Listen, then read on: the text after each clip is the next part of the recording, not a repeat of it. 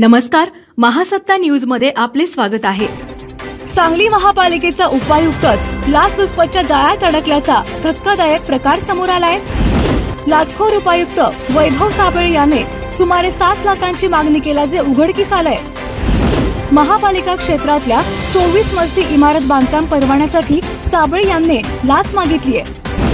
लाचखोर उपायुक्त वैभव साबळे यांच्या विरोधात सांगलीतील विश्रामबाग पोलीस ठाण्यात गुन्हा दाखल करण्यात आलाय। नेचर केअर फर्टिलायझर से नैसर्गिक पेंडीयुक्त खत, ग्रीन हार्वेस्ट, रासायनिक खतास सक्षम पर्याय।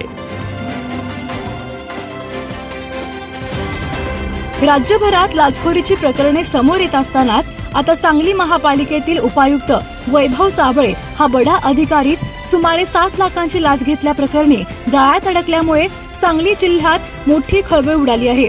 लाचखोर उपायुक्त वैभव साबळे याने सांगली महापालिका क्षेत्रातील एका 24 मजली इमारतीला बांधकाम परवाना देण्यासाठी सुमारे 10 लाखांची लाच मागितली होती।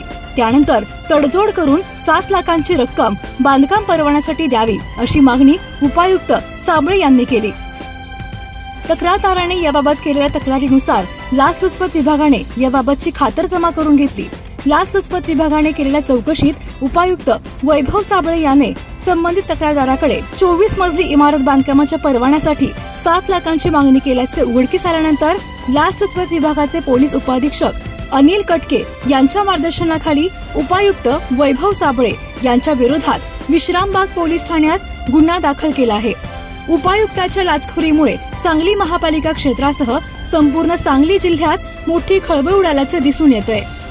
विट्यातील एक्साइड बॅटरीचे अधिकृत सेल्स अँड सर्व्हिस सेंटर म्हणजे श्री गणेश बॅटरी, नेवरी नाका, विटा। संपर्क आपल्या स्क्रीनवर।